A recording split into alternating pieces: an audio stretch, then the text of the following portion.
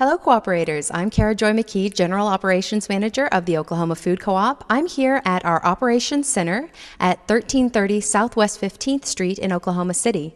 This weekend, Saturday, November 6th, from 3 to 7 p.m. in the afternoon, we're going to be having our Harvest Hootenanny. It's going to be our 7-year anniversary, the co-op birthday party, and we hope that you'll come and join us for live music, great local food, games for all ages. The event is free and open to the public. It's also a potluck, so please bring a covered dish to share. Next, we're going to be headed to Epiphany Church to meet with Bob Waldrop, founder and previous president of the Oklahoma Food Co-op.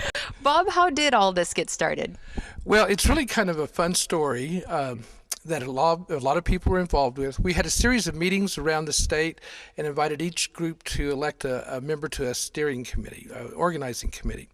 And we had our first meeting early in the spring of 2003 right here at Epiphany Church.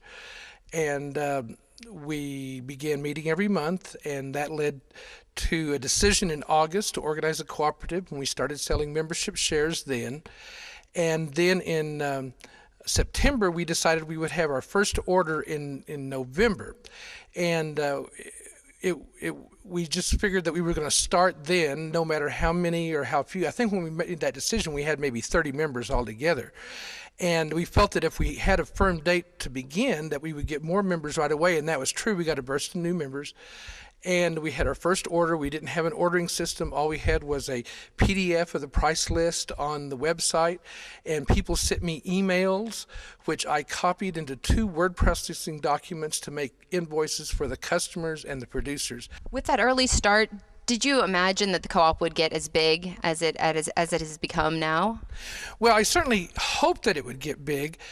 But of course, there's always this fear that it wouldn't, and also the fact that no one had ever done something quite like this before made it all just one new thing after the other. Everything that we have, all of our rules and regulations and everything that we do usually began with a problem.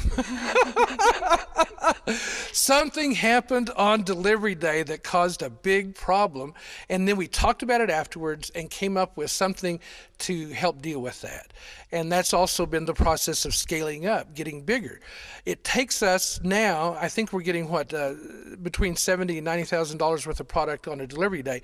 It takes as much time to sort that, say, $80,000 in average product as it did in our first order to sort $3,500 worth of product. We managed to maintain the what is basically an interior free market.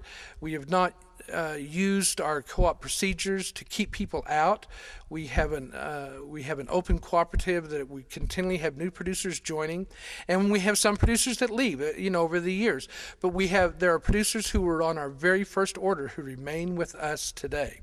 I know that's been one of my favorite things about Delivery Day, getting to know all of the different producers and the other member owners that are coming and putting in their sweat equity and are passionate about building the local food system. This Saturday, we're going to be having our co-op birthday party at the Operations Center, and I know for a lot of member owners who want to come down and get to know their producers, get to know the other members of the co-op community, but can't make it on a third Thursday, this Saturday, November 6th, is a good opportunity for community building.